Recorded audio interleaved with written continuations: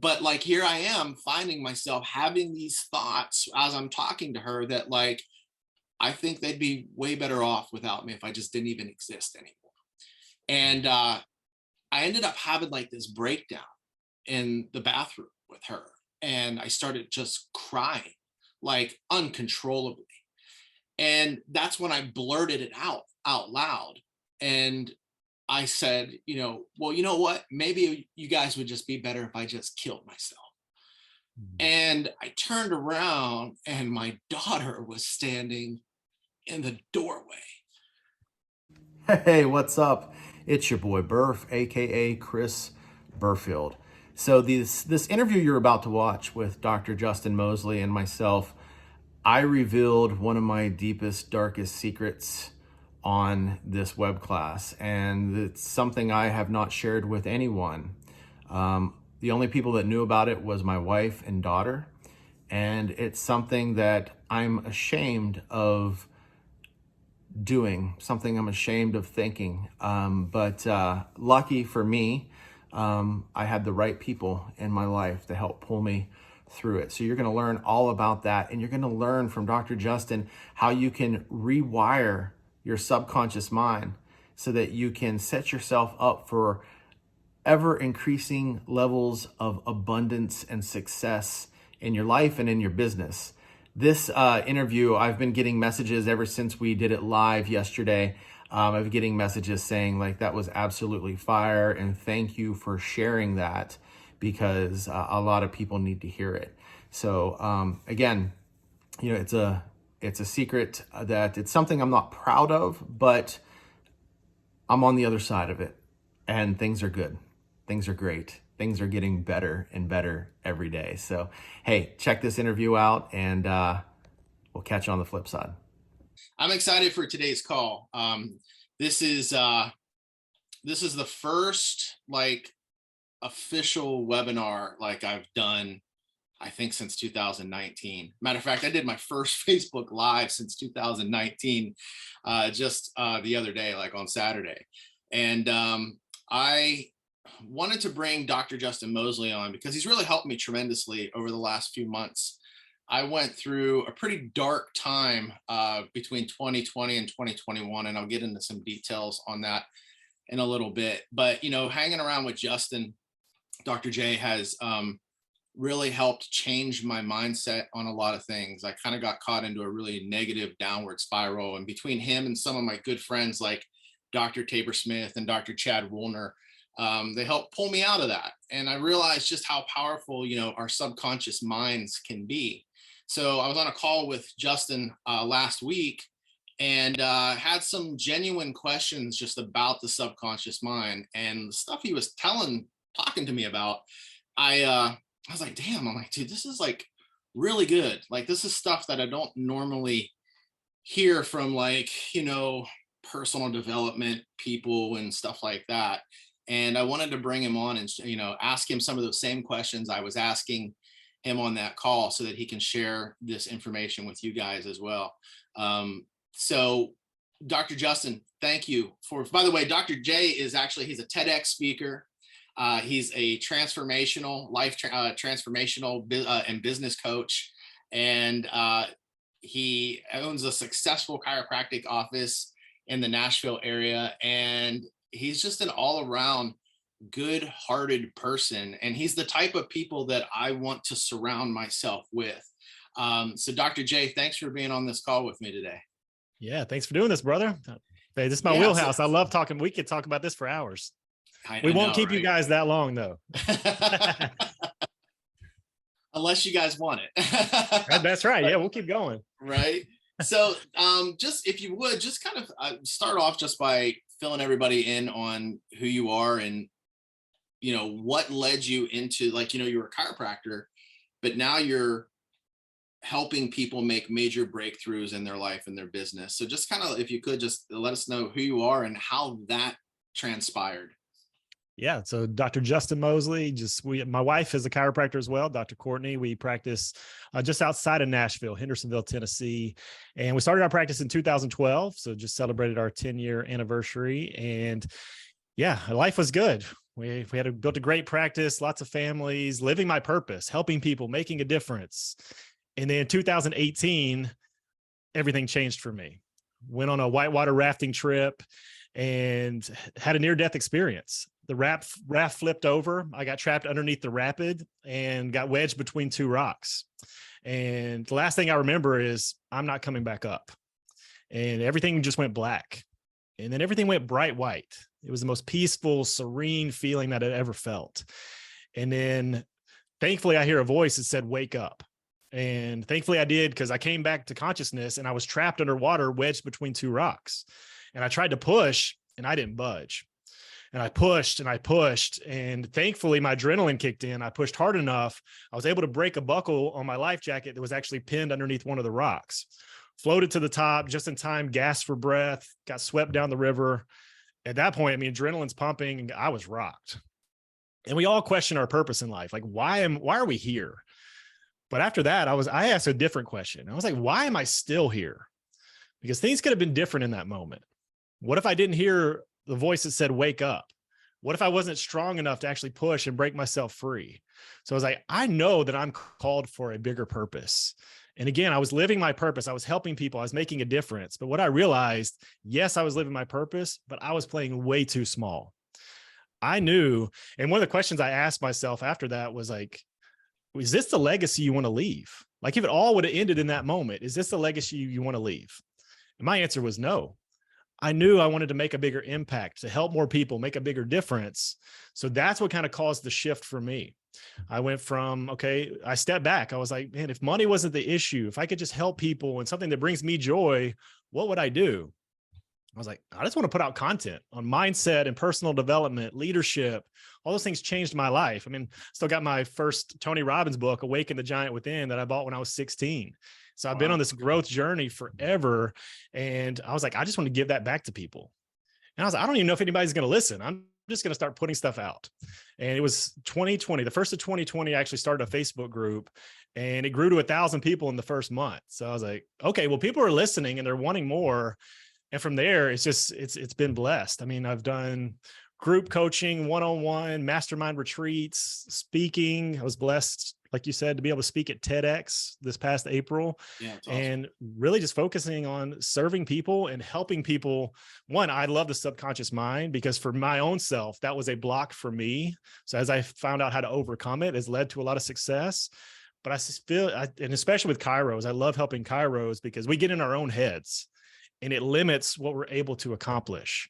So I started helping a bunch of chiropractors, help different people as well. I've helped celebrities and professional athletes, but I really have a heart for chiropractors because I am one. We have our own set of challenges and the things that we go through, limiting beliefs, the thoughts, the things that hold us back. So really just passionate about that, just helping people break through that and really kind of back up even before 2018, about 2015 is when I started coaching some other docs, but just friends of mine. They would just reach out like, man, I'm struggling. Can you help me? And what I quickly found out, it was never the business. It wasn't their systems or procedures. It was always their mindset or level of personal development that was holding them back. And when I helped them break through that, then their practice took off. And for me, that brought me so much joy. Just like a lot of chiros here, like when we get those patient testimonials, migraines are gone, I'm off the medications. That's what I got, that feeling I got when I was helping other docs.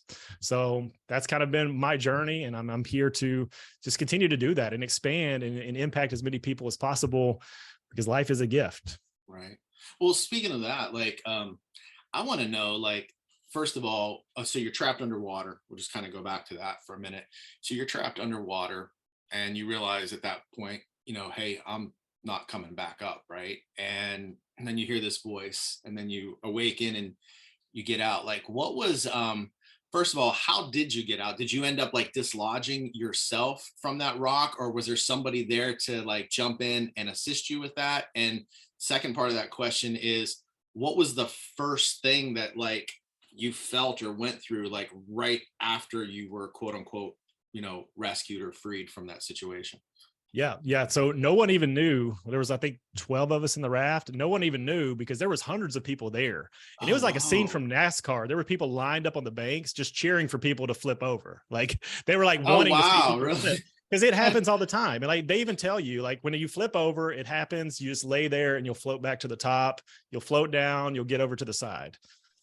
So it was just a freak accident for me. I just happened to be behind the raft as it flipped backwards and it pushed me underneath and I got trapped wedged between the two rocks. So after I heard the voice that said, wake up, like, man, a lot of you guys have probably been held underwater. Maybe when you were kids, somebody held you a little too long. Oh that yeah, adrenaline dude, kicks it's a in. scary Like, situation. yeah, you're like, oh no, like all the strength that you have just starts to get to you. Like I'm making it to the top. So that's what kicked in. And I was able to break that buckle on my life jacket, floated to the top. And for there, it was like kind of like this weird out of body feeling, because it's kind of like if anybody's been in a severe car wreck, like you're just rocked and you're just shaken. And that's what I felt afterwards. And it really just made me question a lot of things. Like, why am I here? Like, what am I doing? I'm living my purpose, but there's more. So a lot of that questioning started to happen, which I think was a blessing, because I've been asked this before. Like, if that wouldn't have happened, would you have been doing what you're doing today? And I don't know. Like, I don't think so, because I wouldn't have really questioned, because I was living my purpose. I wouldn't have had that experience that was my wake up call saying, you know what, you're called for more. So it was a blessing in disguise. Were you was your wife with you on that trip, or were you there with a group of friends? Or no, it was a men's retreat. So just a group of guys. And I didn't even talk about it with them, because again, they didn't know. After that, we all got off the raft, and there was a place where you stop and actually take a break and eat. And again, there was hundreds of people. So we kind of just met back up. My shins were bleeding. I'd lost a shoe at some point. I don't even know how that happened. But so yeah, it was just a weird thing. And we actually got back in the raft and finished the trip.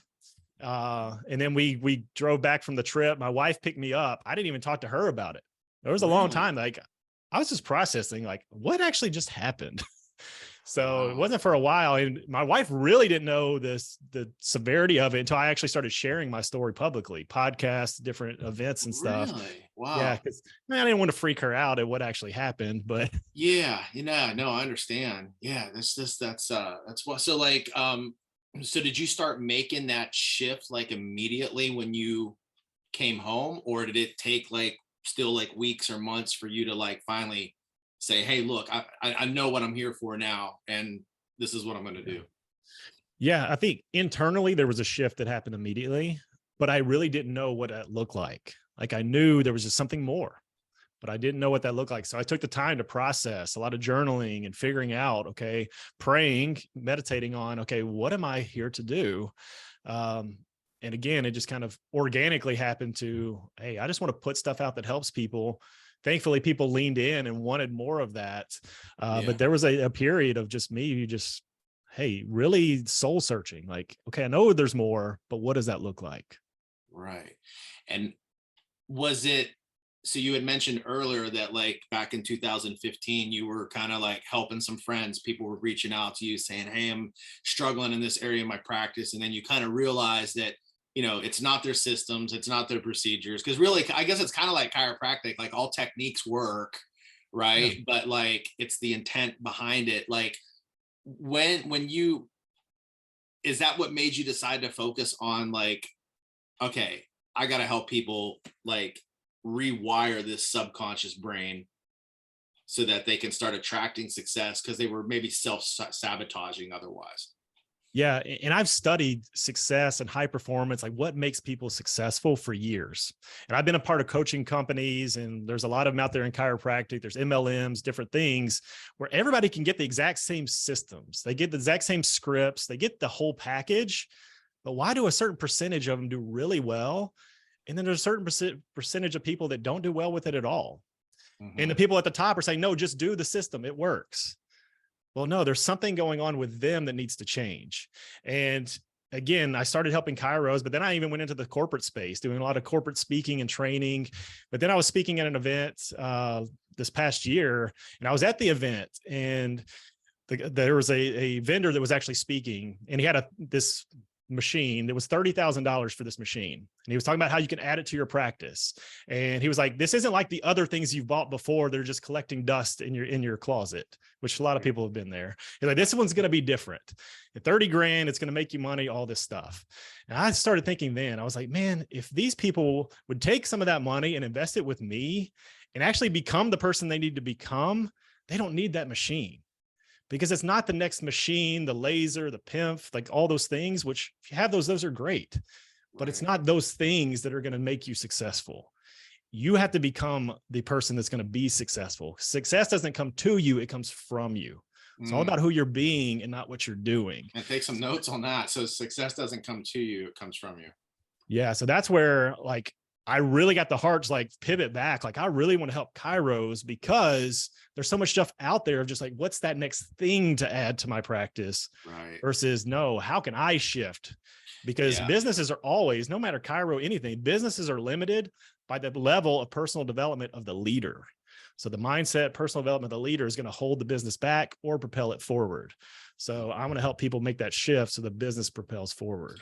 Yeah. And speaking of that type of stuff, so you had mentioned like, you know, these other groups, whether it's MLM or even like different coaching groups within chiropractic and whatnot, it's, you've got this certain percentage that's doing well, and then a certain percentage that's not. And it's, you know, the system, they're all using the same system, but they're not all getting the same results. You know, speaking of that type of stuff, like I've been involved. So for those of you that don't know me, like I've been in the chiropractic profession for 25 years. So I was a CA for 6 years. I co-owned a practice for 7 years, and I've been helping chiropractors with their marketing for the last like 14 years or 15 years or something like that, since 2010. So I have been involved in different coaching groups over the years. And one of the things they always talked about was, you know, starting your day off. And this is kind of like that subconscious mind part of it. Like you had to start your day off with your morning ritual, right? And we're talking to you. I realized that there's a morning ritual and then there's an evening ritual, and both are equally important, but both very different. I want to just have you explain a little bit about the difference between the two. And then I want to talk a little bit about, these rituals in general, because like the truth is like, I tried to do what they told me to do, which was like, get up at 4 a.m., have your running shoes next to the bed with your shorts and your t-shirt and your socks. And as soon as you get up, you put them on and you go out the door, and then you run for like 5 miles. And then you come back, get your shower, and then like read your Bible for 30 minutes, have a healthy breakfast, say a prayer. And then on the way to the office, like listen to audio tapes with positive, you know, information on, or affirmations and stuff like that on. And like, and it never worked for me. Like I tried it and it sucked. And I was like, one, I don't want to get up at 4 a.m. Number two, like I'm not really a big runner. You know what I mean? Like, you know, maybe Chris, I'll wait. You know, Chris, you're supposed to do it for more than one day. Yeah, I know. Yeah, it didn't happen. It never made it past the first day. I'm kidding, bro. It's great to see you, man. It's good to see you too, man. But yeah, it was, you know, these were like the things that they were telling you to do, and that you had to do these things if you wanted to be successful. And then they had like the core elite group in the coaching group, like, you know, those top 10 docs that are making $1 million a year and seeing 1,000 a week or whatever. Like, they're like, these guys are all doing it. So you kind of think like, okay, well, that's kind of the key to the morning ritual and success. But let's back up. Let's talk about the difference between morning ritual and evening ritual. And then let's talk about that. Like, is that all of that really necessary? Yeah. In habits, routines, rituals, they are important. And I want you guys to write this down. Like your morning routine sets up your day, but it's your evening routine that sets up your life. And the evening routine is actually where you can start to prime your subconscious mind and shift your identity. There's a lot of things that we can go through some of that. But as you were talking about, just specifically with the morning routine, a lot of reasons why morning routines don't work is because they're not designed specifically for the person. They were designed like, oh, it's a cookie cutter. Everybody's going to do this, or the top people are doing this. You just do what they do and it's going to work for you. And I remember early in practice listening to a coaching call where a guy had been doing the morning routine, like we're supposed to read your Bible and the green books every single morning and do this certain thing. And he got on there with the coach and was like, I've been doing this for 6 months. It's not helping. And the coach was like, nope, just keep doing it. Keep doing this every single day. And you could just hear like the distraught in the guy's voice. And it just, again, I'm always studying like, okay, well, why is it working for some people and not for others? So what I realized is you have to have something tailored for you. The whole point of a morning ritual is to change your state of being, to change how you're going to show up today. How are you going to be different than the person you were yesterday? And if you're just getting up, checking off boxes, like gratitude's a great thing to do, but I think a lot of people do gratitude wrong. They wake up in the morning and they check off the box. Like, I'm grateful for my wife, my house, my practice, my patients. They just say this checklist of things that they're grateful for, but actually without actually feeling the gratitude. And the feeling is where the magic happens, because your thoughts create emotions, and emotions are actually feeling in motion. So you have to change the way you feel, because there's 3 things you got to monitor every single day: your thoughts, your feelings, and your actions. So if you're waking up saying, well, I suck, I have to do this morning routine to make me better like these other people. Well, that thought in your head is still, well, I suck. This morning routine doesn't work. Like, it's never going to work for you. You have to find, what is it going to work for me? How can I set a vision of where I want to go and get excited about that every single day, that it actually motivates me to become 1% better every single day? And so I like to simplify things, because a lot of people think, I want to add everything. I got to work out. I got to meditate. I got to do gratitude. And then there's like 17 different things in their morning ritual. And they all 17 could work really well. And you could have a 3-hour morning routine if you wanted to. But I think the most simple and most powerful thing that you can do is a true gratitude practice. And again, not a checklist of, oh, I'm grateful and I'm just not really feeling it. Feel it. I actually learned it from DeMartini while I was in chiropractic school. I studied a lot of his work, and he was talking about how he would get a tear of gratitude before he woke up every single morning. Like, he would, before he gets out of bed, he feels so much gratitude for the people in his life and how they've impacted him and where he's going. And he's just so grateful. He actually gets a tear of gratitude. And I actually had a chance to be on Zoom with him this past year, and I asked him about gratitude, and he pulled up a document on his computer. It was 4,000 pages long. Like, every single day he's adding to this thing of just how grateful, and he truly feels it. It's not a checklist of, oh, what all things can I list off to be grateful for? No, you got to feel it. So the biggest thing, and again, I can help people design specific routines that work for them, but you got to find what works for you. And remembering, it's the whole point of the routine is to change you, to make you different than when you are just waking up. We're on autopilot. We wake up, we usually do the same exact thing. Maybe it's hit the alarm or grab our phone. If that's what their alarm is on, we grab the phone, maybe look at social media, check emails, make the coffee, brush our teeth, whatever the routine is. If you don't have a morning routine, you still have a morning routine. There's something you're doing every single day. And we drive to work the same way. We talk to our staff the same way. We go to lunch the same way. We drive home the same way. Our whole day is programmed the exact same. Right. So we have to do something different if we want to become something different. So create a routine, one, just in the morning, that's different than what you've already been doing. Well, how long does how long does that routine have to be? Because like, I was always under the impression, and this was the other thing that sucked about the morning ritual for me, was that like, it was like a 90-minute like thing, you know? It was like, you had to spend the first 90 minutes doing all this stuff. Like, is that necessary, or can a ritual actually change your state of being, like really just in a matter of like, 5 minutes or 10 minutes? Yeah. And I don't think it is necessary. For certain seasons, it might be necessary. Like, if you are seriously needing a change and you aren't feeling any different, do it longer.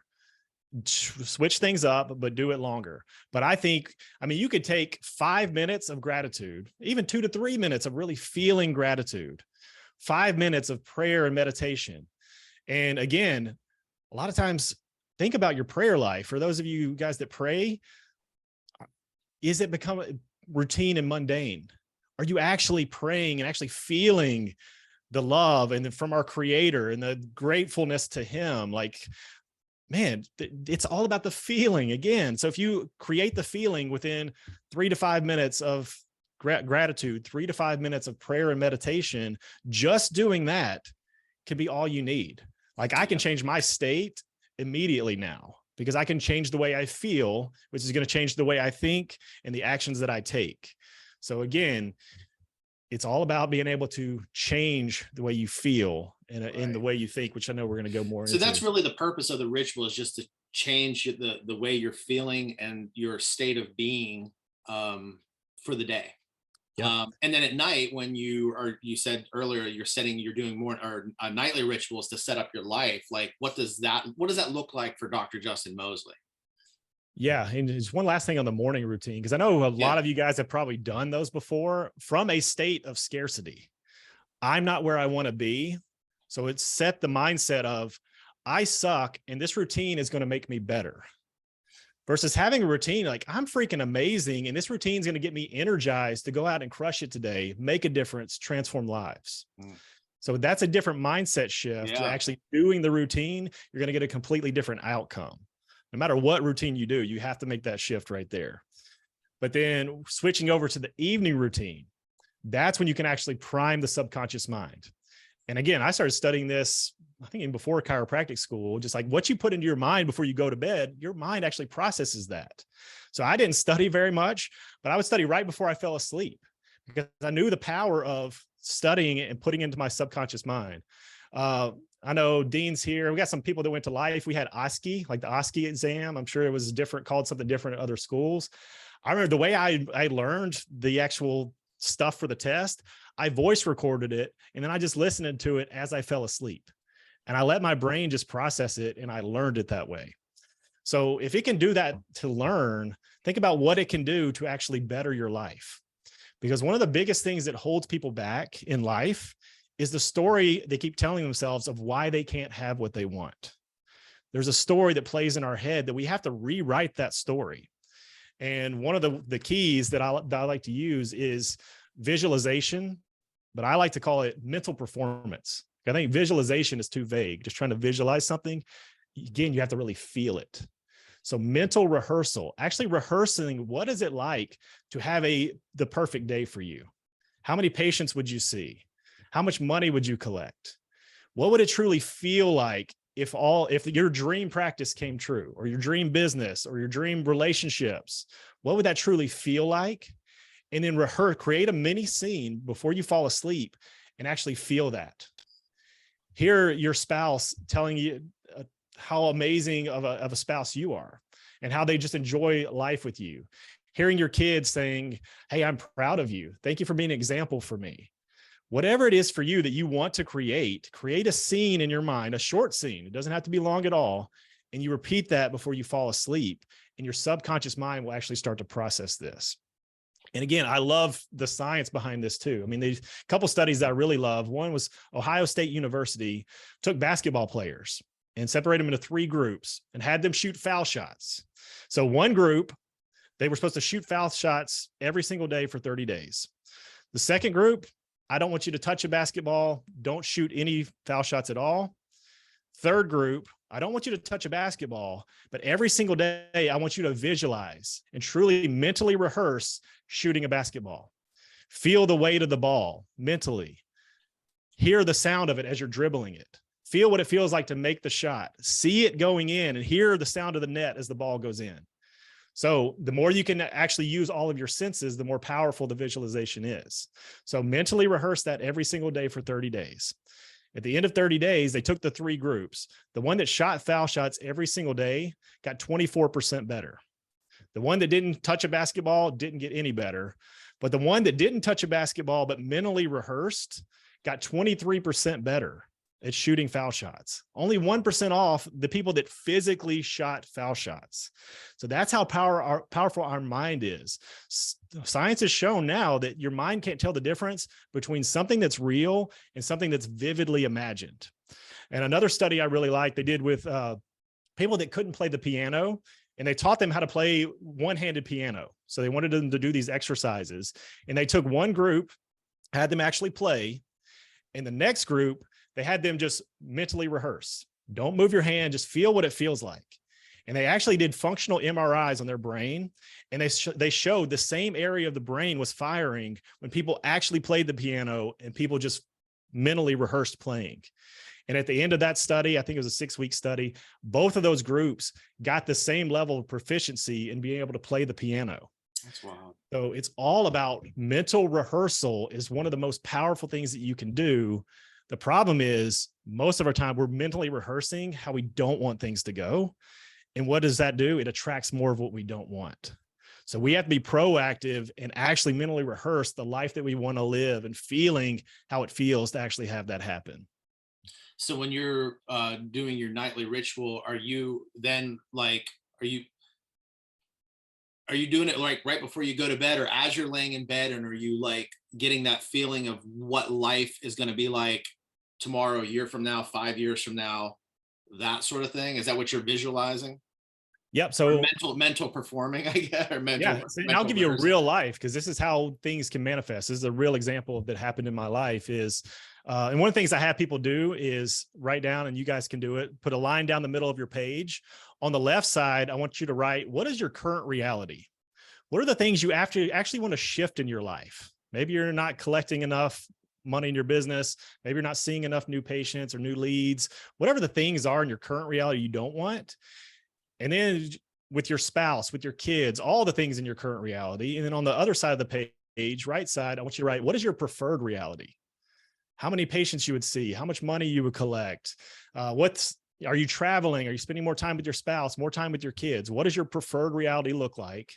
And what you'll find is on the current reality, there's certain feelings and emotions that you feel over and over on a daily basis. Maybe it's scarcity, maybe it's lack, which causes a frustration, and there's an anxiety and a fear, worry, and doubt. All those things show up. What about in your preferred reality? Maybe there's a peace, a joy, an abundant feeling that you get when you think about your preferred reality. And again, when we go back to the subconscious mind, it goes off of your emotions. Your emotions actually create feelings that come from your thoughts. So what you have to do is, if that's really what I want, is this preferred reality, it's because of how it makes me feel. It makes me feel the sense of joy, the sense of peace in my life, the sense of abundance. So that's the feeling I want to fall asleep with, that I am abundant, that I have this. If you thought about right now, if maybe there's chaos going on in your life or your business, if you could truly sit there and feel like, what would it be like to truly have peace and have more freedom? You could create a feeling in your body of what that feels like. That's what I would want you to fall asleep every night. So a way to do that is, one, I do gratitude, because gratitude is, and I study a lot of Joe Dispenza's work. I spent a week with him at his advanced retreat the week before Thanksgiving. And he talks about how gratitude is the ultimate state of receivership. So when you're truly grateful is when you can actually truly receive more into your life. Wow. So again, that's why it's powerful in the morning, but I do it again in the evening. Really feel that gratitude that shifts my state. And then I do a scene. So I want you to create a short scene. If it's a collections goal, you can actually see like, hey, I'm checking my stats at the end of the month, and look at the number I just hit and how good that feels. And there's some people on this call now I've done this with, and we've actually seen some results with this. But a real life example for me is I did that exercise on my preferred reality. I was like, you know what? I'm already speaking. I'm doing some things. I want to be a TEDx speaker. So that was like, I want to truly lean into this. What is that like? So I created a scene. What would it be like to stand on, if you're not familiar with TEDx, there's a little red circle that you stand on, and you're delivering your talk that goes on YouTube. So I was like, okay, what would it feel like? And I saw myself standing on the red circle. I felt the heat of the lights on me. I heard the buzz of the microphone. I'm looking out, I'm seeing people nod as I'm talking, and I'm feeling that and feeling how good it feels. So then I go to sleep. That's my scene, just a short scene. And again, I don't want you to think about 5, 10 of a bunch of different things, 5, 10 years down the road. Think about one thing you want to create in your life. And that's what I did with TEDx. So I fell asleep with that scene. And then during the day, you take aligned action. So what did I do? Aligned action. Well, I have a friend who spoke at TEDx. I should probably ask him, what's the process? reached out to him. He said, okay, you got to have an idea worth spreading. Then you have to shoot an application video. Then you start to applying to everywhere. And he said, if you get accepted, it will take you about 12 to 18 months to actually get accepted. So you just got to keep going. You're going to get rejected a bunch. It's going to happen. So all right, that's aligned action, but I'm also going to do my scene. Not that I'm going to be a TEDx speaker. I already am. My body doesn't know the difference. My mind doesn't know the difference of a real event and something vividly imagined. So that's a very important. You want to live from the end. Not I'm going to be, but I already am. I already am a 500-week chiropractor, or I already am collecting X amount a month. And how does it feel? So back to my story, I'm feeling that as I fall asleep. The next day I shoot my application video, fall asleep that night, doing my scene. It was over the weekend. So on Monday, I was going to start applying everywhere. But I think it was on Friday, I went to dinner with one of my friends in Nashville. I hadn't even told him anything about TEDx. An hour into our conversation, he's like, yeah, I met a guy, a really cool guy that came in town from Delaware. He's an organizer for TEDx. Wow. And I was like, dude, I just shot my application video. I'm about to start applying. And he was like, man, I'll connect you with him. If he likes your idea, you guys can take it from there. So next week I got on a call with him. He accepted me right there on the spot. Wow. That's the power of this stuff works. You can actually manifest stuff into your reality if one is priming your own reticular activating system, which we can talk about more. Again, I can talk about this stuff for hours. I don't want to take your guys' time, but when you actually feel it and you become it, things start to align. The people, the opportunities, the places, everything aligns in your favor to actually make it a reality. Yeah. So I got the experience of speaking on TEDx, and it's funny. It was the exact same feeling. People ask me about, were you nervous? No, because I'd already experienced it so many times in my mind. Wow. So it already felt like I was already there. And on the stage, I felt the lights. On the stage, I looked out and I saw that person nodding, just like I'd seen in my vision so many times before. So that's what's cool about it. You have to train your body. And Joe Dispenza talks about it. He was like, I want you to get so good at doing this with your eyes closed that you can do it with your eyes open. You can really live as this, whatever this is for you. Certain amount of collections, certain amount of vacations, whatever you want your end to be. Can you start living that now before it actually happens? You know, it's funny you say that, because, and speaking of DeMartini, years ago, I had heard him talk, and he was talking about this time early on in his career. He wanted to be an international speaker, and he went to a Wayne Dyer event. And he said, I went up to Wayne afterwards and I said, Mr. Dyer, I have a question. I'd like to be an international speaker. And I'm just wondering, like, what do I need to start doing to do that? And he goes, you need to start telling people that you're an international speaker. And he goes, no, you don't understand. I'm not an international speaker. I want to be an international speaker. So I want to know, like, what's that first step? What do I need to do? And he goes, you need to tell people you're an international speaker. He goes, I'm sorry, Mr. Dyer, I don't know if I'm like not communicating this properly, but I can't do that. He's like, well, why not? He said, well, because if I tell people I'm an international speaker and I'm not an international speaker, then that makes me a liar. And he said, and Wayne said, no, you are not a liar. You are a prophet. And that always kind of stuck with me, because he was like, yeah. Basically what you're saying, like, be the thing now. Don't, like, it's not out there, it's here in the present, and then when you are that, you have the feelings of that come along with it. Yeah. And you become like a magnet. Yeah, you do. And it's start attracting. Yeah, you do, because it's electromagnetic. Our bodies, there's an electromagnetic field around us. Our thoughts put an electric signal out, and our hearts actually are the magnetic piece that draw it back to us. So we have to have coherence between our brain and our heart. The thoughts that we're thinking, the feelings that we're feeling, which is our heart, will start attracting that stuff to us. Right. Well, that actually leads me into this. So, and this just is for me of proof of how, like, real this really is. Because when you have those feelings of positivity and goodness and all the feelings of love and joy and gratitude and happiness, and you attract those types of things, but just the opposite of that, you can attract some really dark things, like, into your life. And for me personally, My struggle, like over the last few years, and really 2022 has been it's just been a game changer year for me. But back in 2020, when we had, the beginnings of the pandemic, I was doing in my business, I was doing a lot of dinner with the doc marketing. Like 90% of my clientele was dinner with the doc people. And at the very beginning of that, all the restaurants started shutting down. And next thing I know, like I'm losing clients like left and right. And I ended up losing like 90 to 95% of my clients. And I had a hard time pivoting. I had become kind of like niched myself into the dinner with the doc guy. People reached out for me to do dinner with the doc. And I had a hard time making that pivot to like, hey, I can do regular Facebook ads for you too. Because a lot of the people that were already doing that type of advertising on Facebook already had their ad agency that they were dealing with, that they were using and whatnot. So I watched like my income just week after week just go down, down, down, down, and lost like 95% of my income and had to end up tapping into my life savings. And then I started watching that drain. And as this was all happening, as I was losing clients and losing income, and I started thinking to myself, oh my God, I suck. Like, why can't, I can't make this transition. I can't get new clients. Where am I going to get the money to pay rent? My savings is going away, and it just like, it got me into a point where like, I almost became paralyzed where I was doing nothing.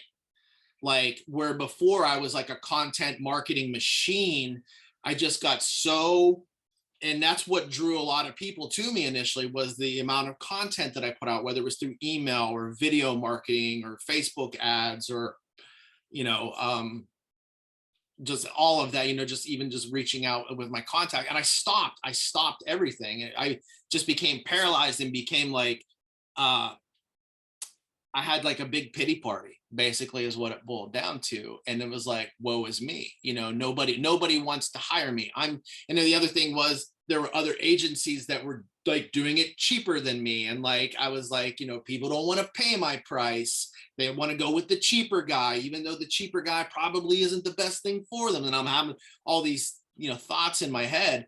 And it got to a point where like, I mean, I struggled so much that like my wife didn't even recognize me anymore. And she started like, it just became, look, you're not the man I married. I don't know who you are, but you're not the man that I married. And it caused a lot of tension between us because of it, because I didn't want to be confronted with that truth. And I knew she was right, but it hurt to know that she was right. And next thing I know, I'm feeling like my wife doesn't love me anymore, which she did. She loved me immensely. But in my mind, I'm telling myself, oh, I'm not the man you married. I'm not, what do you mean I'm not the man you married? I'm the same person, and it was like, she's like, no, you're not. And like, and I started thinking like, well, maybe she doesn't love me anymore. And next thing I know, like I'm wallowing in that. And I started attracting all this negative stuff. And it got to a point where she was just like, look, like, because my wife's been a stay-at-home mom like this whole time for the last 16 years since our daughter was born. And she was like, I'm going to go get a job. Like, if you can't provide, then I'm going to have to go get a job and help us, and I didn't want that. That was another thing, like, and that caused like a big argument with us and stuff like that. And it got to a point where I felt worthless. I felt useless. I didn't feel like a man anymore. And all intimacy with my wife had stopped completely. And I remember one day we were in the bathroom and we started having a conversation, and she started pointing out like all these things that I wasn't doing. And she's like, you need to basically get off your lazy ass and start doing stuff, because like, we're struggling here. Otherwise, I'm going to have to start doing stuff. And it got to a point where I was beginning to think that like they would be a lot better off if I just wasn't even here anymore. And I really started like, I never thought I would ever find myself in that position. But I started to like feel like I was going to take, like I wanted to take my own life. And I always like in the past, I'd be like, I don't understand how people can like even have like suicidal thoughts. It's ridiculous. It's like just man up and, do what you're supposed to do, and stop being like in this depression. And like, there's no reason for, all you have to do is go out and exercise and get some fresh air and you'll be, and get out of your depression and stuff. I never understood. I always thought it was like this, it was a super selfish act as well, but like here I am finding myself having these thoughts as I'm talking to her that like, I think they'd be way better off without me if I just didn't even exist anymore. And I ended up having like this breakdown in the bathroom with her. And I started just crying like uncontrollably. And that's when I blurted it out loud. And I said, well, you know what? Maybe you guys would just be better if I just killed myself. And I turned around and my daughter was standing in the doorway. And it was like, you said earlier, like our children, they look up to us sort of thing. And they're paying attention to us. And when I said that, I saw the look, like just this look of horror on her face. Like, how could you even think that, Dad? And then she came and then she, ran to me and said, I love you. And she gave me a big hug. And then Nicole was like, I love you. And, we hugged it out sort of thing. And she was like, look, like, I know things are tough, but this is a choice that you're making. You need to start surrounding yourself with people that are going places. And this was another thing too. I was on during this time, my brother and I had reconnected, and my brother is not he's not an entrepreneur by any means. He has, I hate to say this about him, but he's got a loser mindset. And I found myself talking to my brother daily on the phone. And like, I would talk about things that I wanted to do, but then like, he would like chastise it or talk it down or, and then it just like in the back of my head, I'm like listening to that, my subconscious mind, and then I wouldn't do any of it. But I ended up, I stopped talking to my brother that day. I was like, you know what, like I'll text him or, or talk to him through Facebook Messenger, but I can't talk to him anymore because I felt like that was bringing me down. I was surrounding myself with people that were thinking negatively.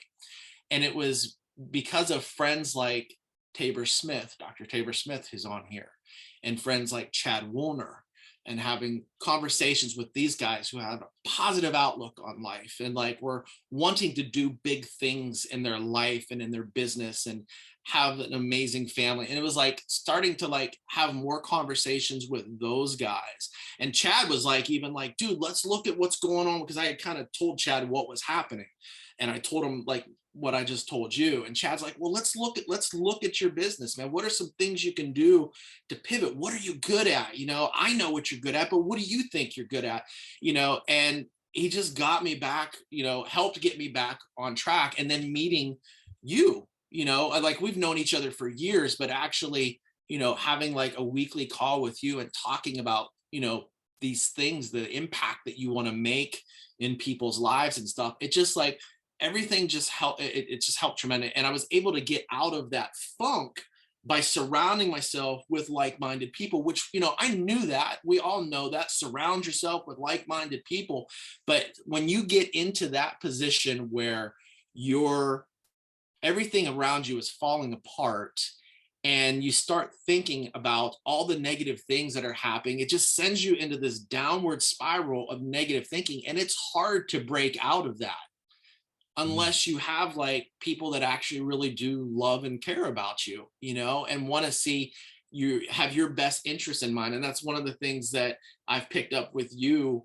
And like, I mean, Tabor's been my friend for like 13, 14 years now. He's been like my best friend, but just talking with you the last few months, it's like, I can tell that you really care about who I am, where I want to go, who I want to be, that sort of thing. And anyway, I share this with everybody because, you know, some of you during that whole thing, that whole era, some of you really thrived, and some of you took a hit, you know, maybe not to the degree that I felt like I took a hit, you know, and maybe some of you even were worse. I don't know your situation, but you know, it's important that our subconscious mind has such a powerful effect on us. And when we start to feel the negativity, in addition to experiencing it, you just attract more negativity.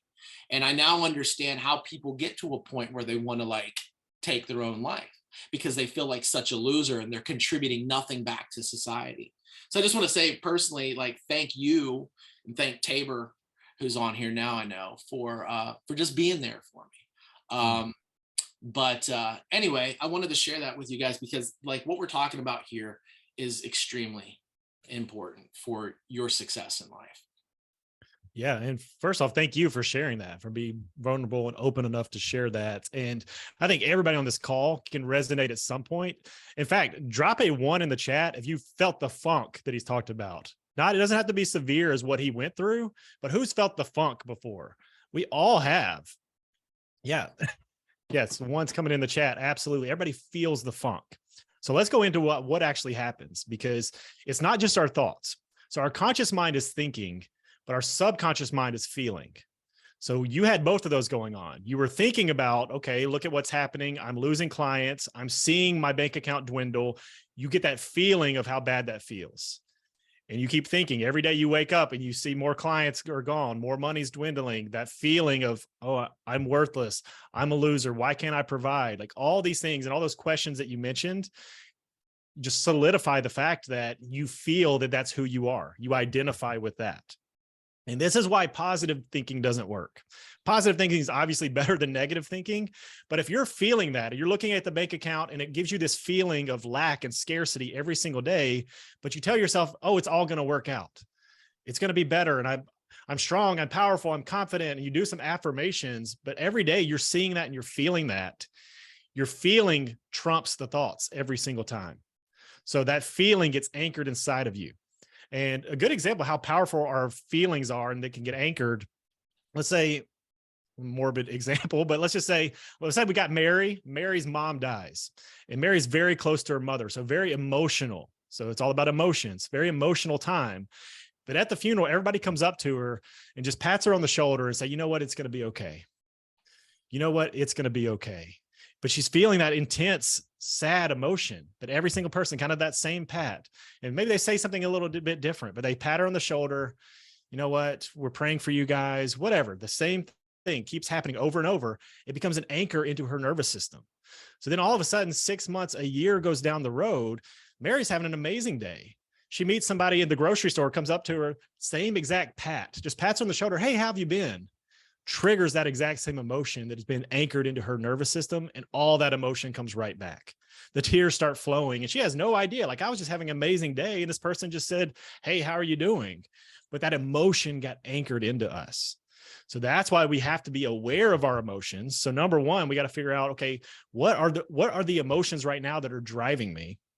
And you did the right thing. Well, first off, most people do the wrong thing. And you might've went through this for a time too, is we stay alone. We don't want to talk to other people. Yeah. That's the number one thing we do is like and the worst thing to do is to be alone with your own thoughts, because our minds are actually made to solve problems. The problem is we ask them the wrong questions. We ask, why am I a loser? Why can't I provide? Your brain gives you an answer to that. Oh, here's all the reasons why. Why does this work for somebody else and not for me? Oh, here's all the answers why. So we start to talk to ourselves negatively, not even on a conscious level, but subconsciously. So one, becoming aware of how do I actually track those thoughts? How do I create an awareness of what thoughts are driving these emotions? So then I can actually flip it. So part of that is getting around the right people. So don't be alone. If you are alone, journaling is one of the best things that you can do, because one of the things that does, it actually separates you from your thoughts. Let's think about this. We talk to ourselves in a way that we would never talk to other people. We would never put other people down the way we put ourselves down. Right.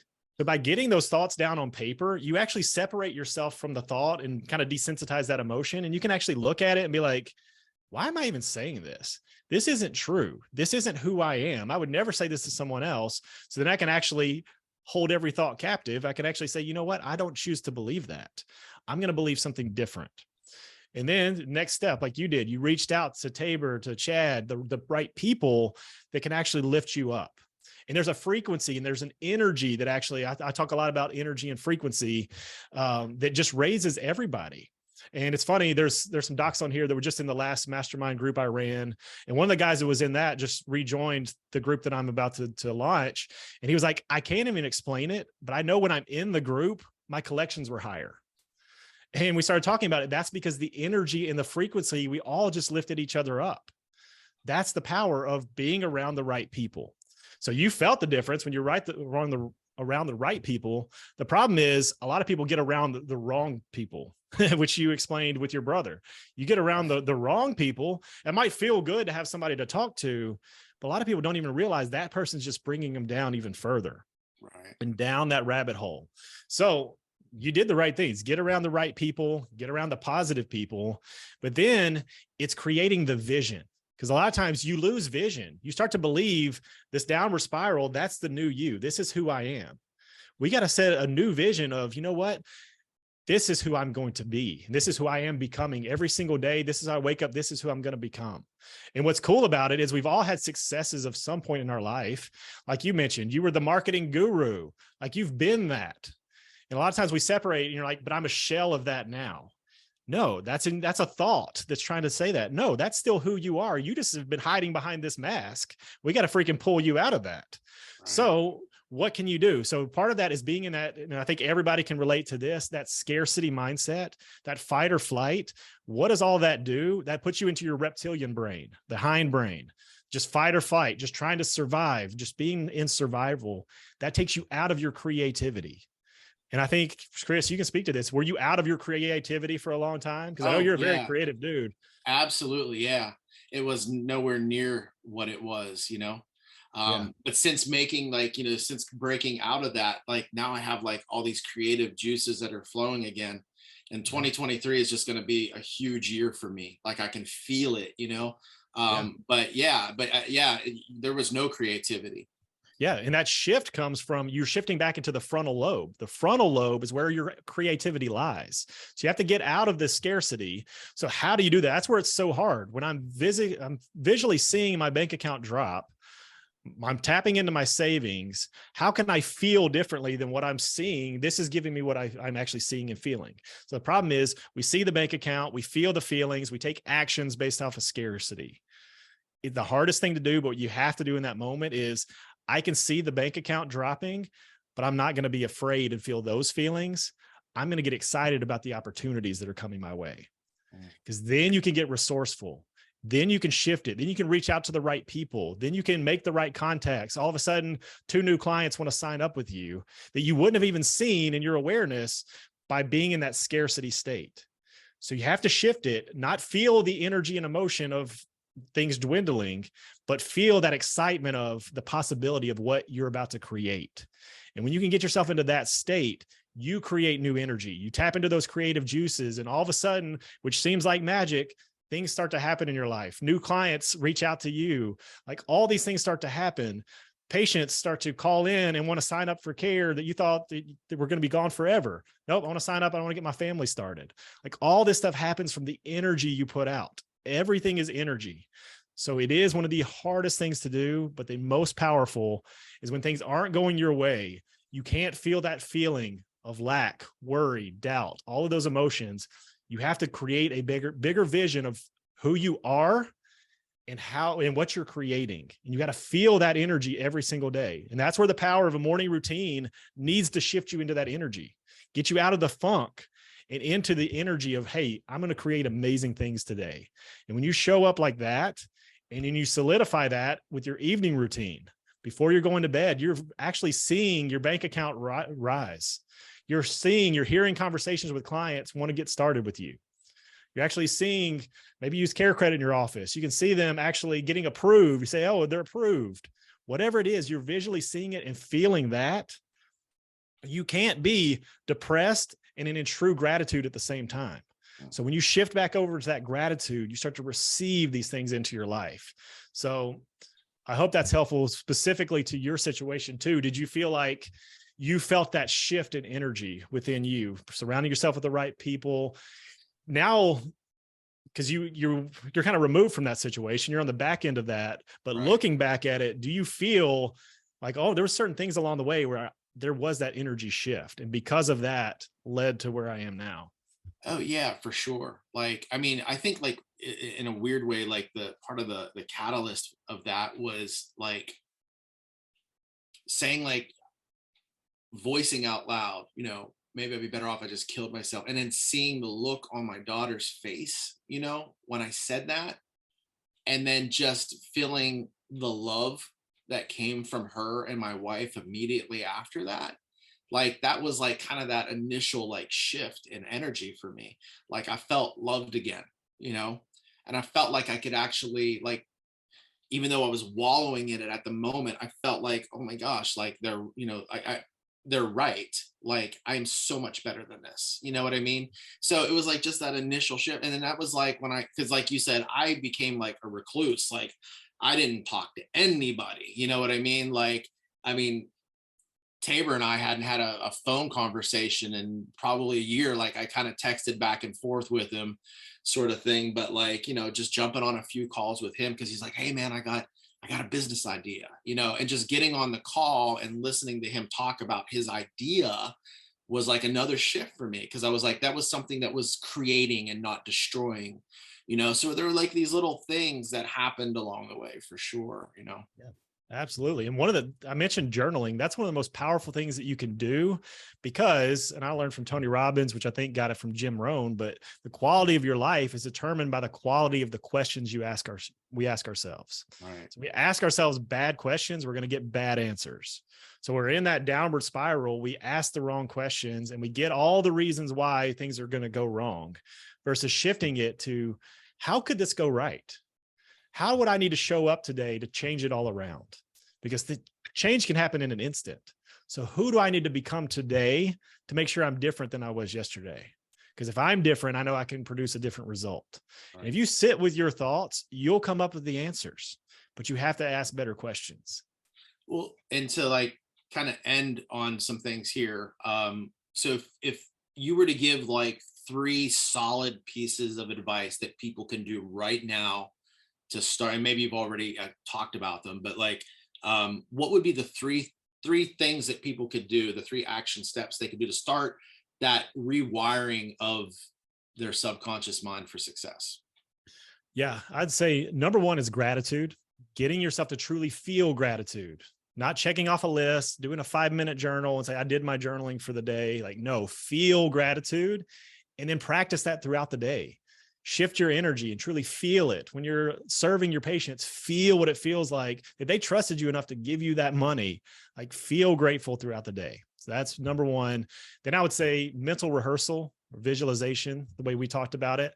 So just I've seen it in my own life. I've seen it with people I've worked with. It's such a powerful force and it can create shifts because what it does, it shifts your energy and creates a different you.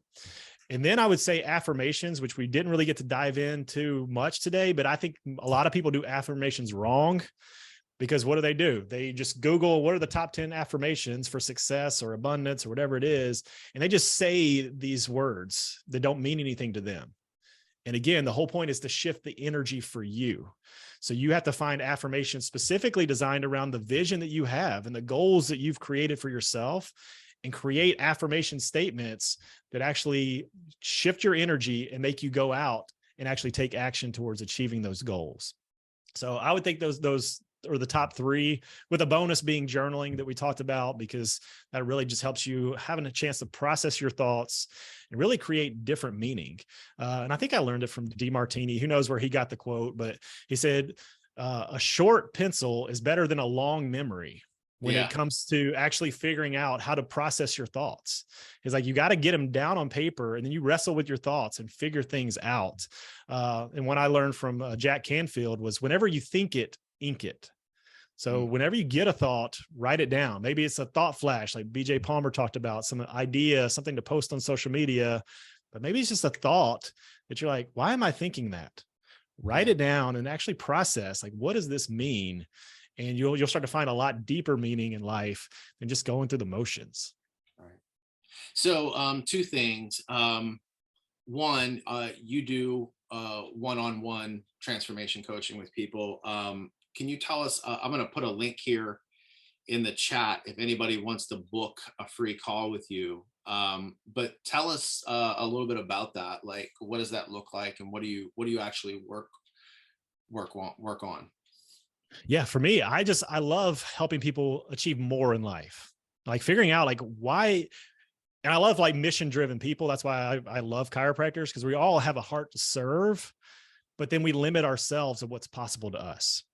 So I want to help people achieve more, and whatever more is for you, whether it's more money, more new patients, more staff, like better relationships, more time with your wife, more vacations, or husband, wife vacations, all those things, whatever more is to you, it's available to you once you start to master your mind. And that's where it comes into rewiring, reprogramming the subconscious mind, because that's kind of our limiter. It's kind of like setting the thermostat on. If I set it at 70 degrees, if it gets too hot, the air comes on and pushes it back down to 70. If it gets too cold, the heat comes on and pushes it back to 70. That happens in our life. There's a certain level. You guys have probably seen it in business where your collections stay around a certain level. And maybe you have a good month, but it drops back down to that level, and maybe even lower than that level, and then kind of balances back out. That's because you haven't reset your financial thermostat. Reset, basically reprogrammed your subconscious mind to become the person that can actually collect more on a consistent basis. It can actually be a new patient magnet, and not having to do and grind and make things happen, but how can I create a practice that flows with ease? And that's all created in your mind, rewiring, reprogramming the subconscious mind. So that's what I love to do with people. I do it. I have one, maybe two spots left in my mastermind group that actually kicks off next week. So if anybody's wanting to get into that, I can get you into that. But again, only one, maybe two, depending on if this other person's taking that spot. But other than that, I do one-on-one coaching as well. So I'd love to see, how can I serve you? And it starts very simply. Let's just jump on a call. I want to see where you're at, what you're going through, what you've tried before.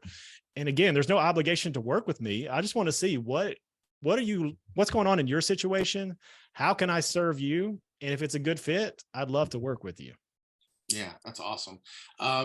Before we, does anybody want to unmute and ask a question? Like, if you've got like a little bit of time, Dr. Justin, maybe 5 minutes. Yeah, I still got some time for anybody. Yeah. You guys, yeah. Does anybody have any questions they'd like to ask Dr. J? Or let me know in the chat if you enjoyed any of this. Cause man, yeah, you don't have to unmute. You can just, yeah, you can let us know in the chat. Did you enjoy it? Or like ask your question in the chat if you. But yeah. There is a link in the chat as well. It's to Dr. Justin's Calendly.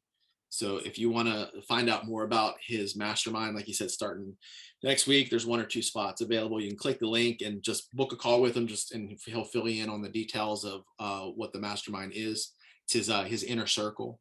And then also he does offer one-on-one coaching as well. Thank you. Came in late. Can't wait for the recording. Yeah, we'll be getting the recording of this out pretty soon. Maybe later this afternoon, but tomorrow morning for sure. So just make sure you keep an eye. Bobby Joe, thanks for being here. Appreciate you. Yes, Delissa, yeah, we'll get you that recording for sure. And yeah, I just wanted to say something really quick. First off, Chris, man, I so appreciate you being so incredibly vulnerable. I kind of felt like you fell off the face of the earth for a little bit. I was enjoying all your hilarious cigar videos, and then I'm like, "What the freak is Chris, man? He's not talking smack with a cigar hanging out one side of his mouth. Where's Chris been? You know?" And so like your level of vulnerability is so just beautiful, man, and that's what I always love and respect about you is your I don't give a shit about what anybody else thinks attitude. And so just to let you know, like you're not alone. I've been there several times, and so not something that I've had the vulnerability or the courage to speak out about in public. And so just the fact that you're able to be that vulnerable is really inspiring. So I want to say just thanks for being vulnerably you. Yeah. And that's just so powerful, man. And it's great that you're like a Cairo that's a non-Cairo, you know, like, and you're surrounded by so many beautiful souls that are able to uplift you. And it's awesome that, you know, Dr. Justin is one of those guys. And to my second point is, you know, I got to work with Dr. Justin. For those of you who are maybe considering leveling up in 2023 and beyond, working with him for 6 months or more was absolutely phenomenal. And I've done coaching programs left and right, up and down. And there's just something that, you know, Dr. Justin has this incredible ability to determine, well, really listen where you're at and know what you need and ask the right questions to determine, like, hey, this is probably what your next step is. And that right there is just priceless. So I just wanted to speak to that, man. And that's, you know, part of the reason I'm on the call. So appreciate you guys having me. And thank you guys so much for everything you do. Thank you. Yeah. Thank you so much, man. Yeah. You make me cry all over again. we could cry together, bro. Yeah. But that's, again, another lesson from that story is, but we have to talk about this, because one of the biggest things is with whatever we're going through in practice, we think we're the only people that go through this. But in reality, it's happening to other people, but people just aren't talking about it. So when Chris can share his story, he can actually speak to somebody else who's going through something as well. And then they can actually talk about it. And they can, Chris, this is a great quote I heard one of my friends, Rory Vaden, recently. He said, "You're most perfectly positioned to serve the person you once were." So all the stuff that you go through. So Chris going through that, if he doesn't talk about it and share about it, he's wasting an opportunity. Because now if he can actually talk about it, he can actually help someone who's in that space who may decide to go a different direction, who might not be here the next day if they don't hear his message. Right. So that's why we have to not make it about us, but the stuff that we go through is to teach us lessons that we can pay it forward to others that are going through that. So again, thank you, Chris, for sharing that, because yeah, it was a powerful thing, and more people need to talk, because we get caught up in this. It's only happening to me. In reality, no, we're all in this together. Yeah. That's amazing. Yeah, so I guess we'll end here. Again, I would just encourage any of you listening out there to just, you know, click the link and book a call with Dr. J and see where you're at and how he can serve you. Totally worth it. Like I said, I've been having like weekly calls with Dr. Justin for like, I think since October.